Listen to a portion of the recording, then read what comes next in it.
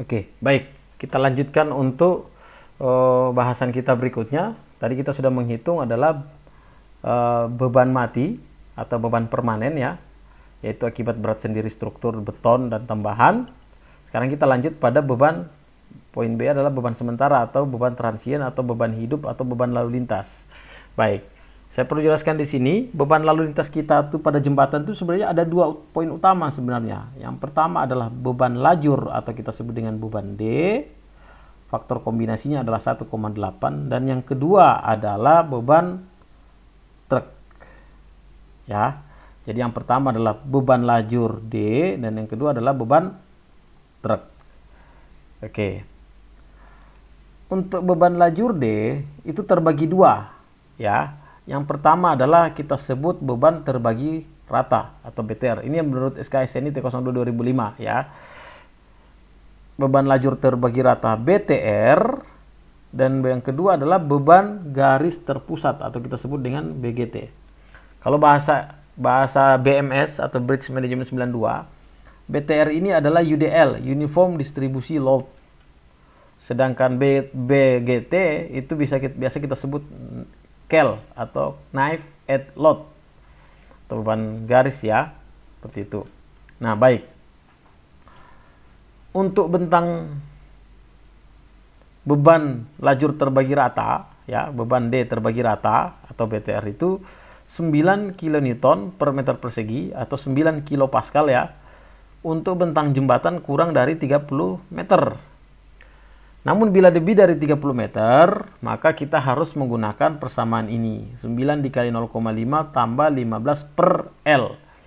Dalam hal ini, L kita adalah 60 meter, sehingga W-nya adalah 9 dikali 0,5 ditambah 15 per 60. Ketemulah 6,75 kN per meter persegi. Jadi dia bekerjanya adalah selebar jalan, tentu saja ya. Oke. Nah, menurut SKSNI 02 2005 itu beban terbagi rata ini ada dua membebani ya. Pertama yang nilainya 100% selebar dua kali lajurnya. Satu lajur itu adalah 2,75 sehingga 2,75 dikali 2 maka nilainya adalah 5,5 sehingga itu akan terbebani 100% ya. Jadi 100%-nya itu adalah selebar 5,5 dari sini nih. Ini kira-kira nih saya misalnya ini 5,5 nih yang ini adalah 100%.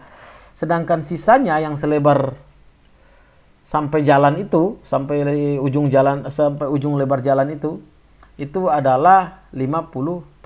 Saya ambil contoh. Lebar jalan kita untuk kelas B itu adalah 6 meter. Oke?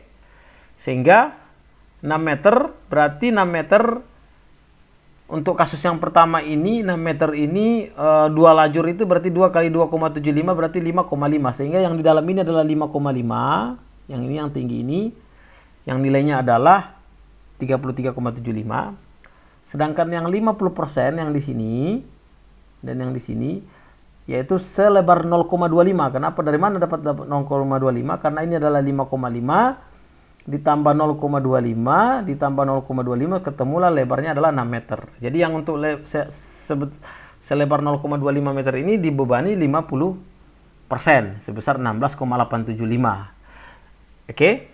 Ini untuk posisi gelagar melintang yang di tengah. Sedangkan yang di pinggir kita bagi dua lagi seperti itu.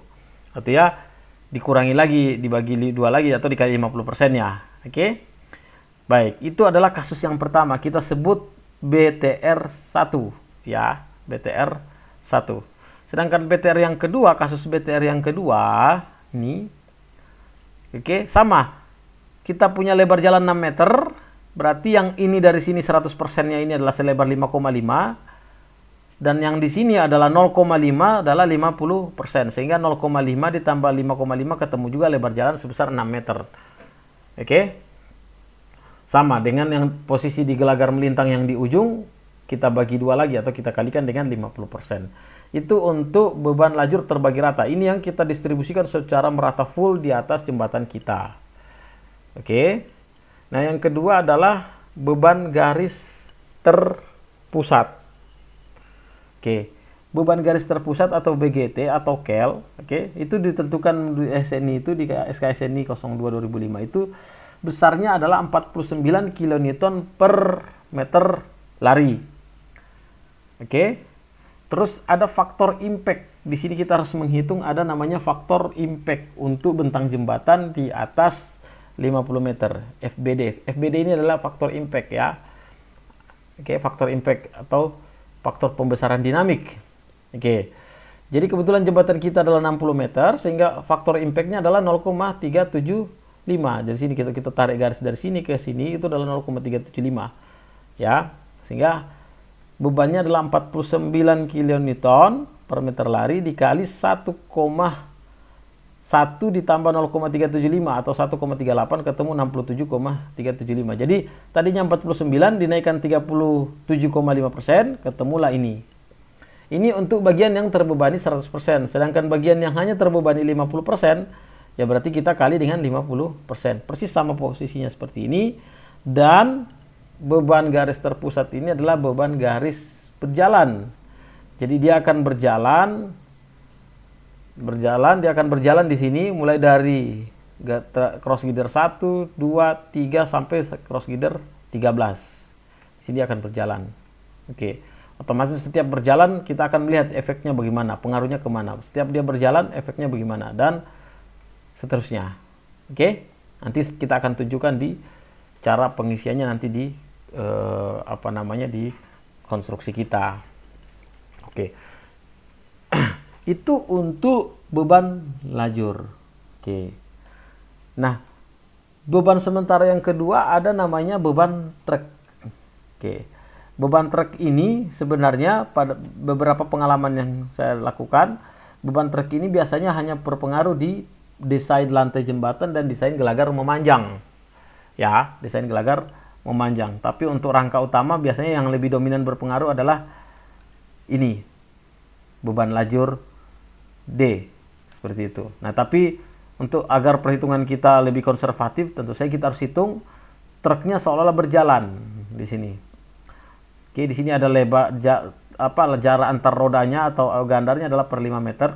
Ini dia beban truknya totalnya kalau dihitung-hitung adalah 50 ton atau 500 kN. Bagian depannya adalah 50, tengah 225, sehingga kalau kita total ini adalah 500 kN.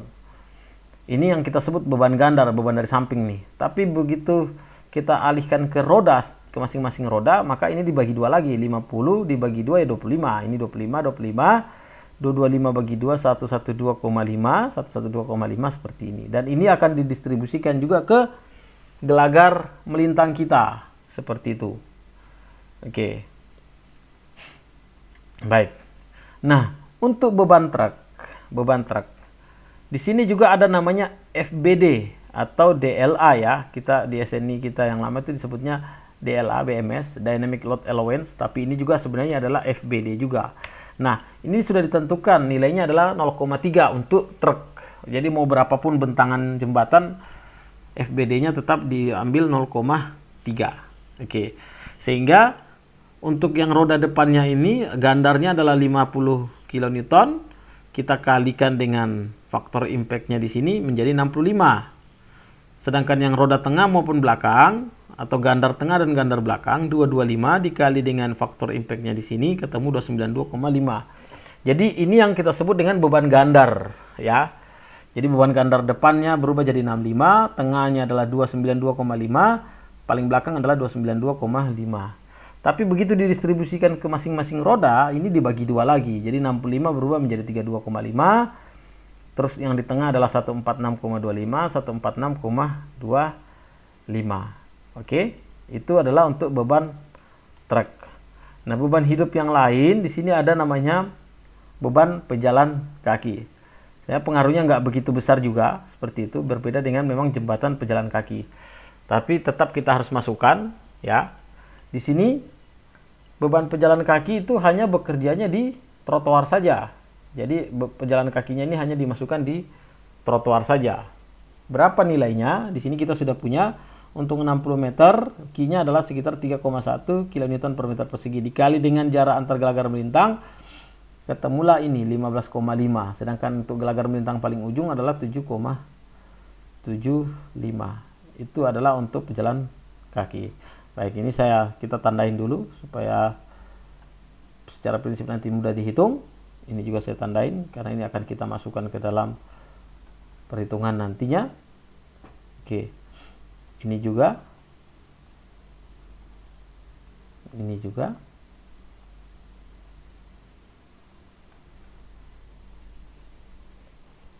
Ini juga. Dan ini. Oke, sekali lagi. Oke, ini semua akan kita masukkan ke input ke dalam konstruksi kita. Baik. Nah, sekarang lanjut ke beban rem. Beban rem ini dipengaruhi oleh jumlah lajur dan panjang total bentang jembatan kita. Jadi, untuk panjang 60 meter, untuk satu lajur itu adalah 150 kN. Di sini 150 untuk 60 meter. Di sini kita lihat ya, 50 60 meter ini 60 meter nih kira-kira adalah sekitar 150. Jadi kalau untuk dua lajur, karena jembatan kita lebarnya 6 meter, maka dia masuknya adalah dua lajur, karena satu lajur itu hanya lebarnya adalah 2,75. 2,75 kali 2 adalah 5,5. Masih lebih kecil dari lebar jembatan kita yang 6 meter.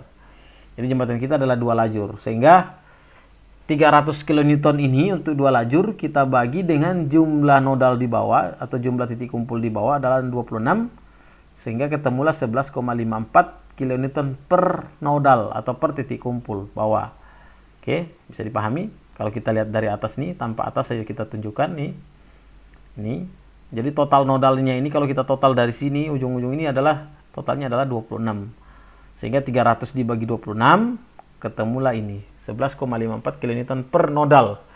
Searah ke arah longitudinal pastinya. Seperti itu. Baik.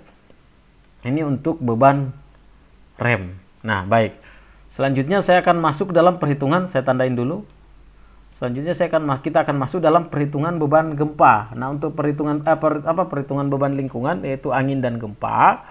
Gempanya bisa statik ekivalen, bisa respon spektra. Di sini mungkin saya akan bahas dulu yang statik ekivalen. Nanti saya akan lanjutkan pada video kita berikutnya.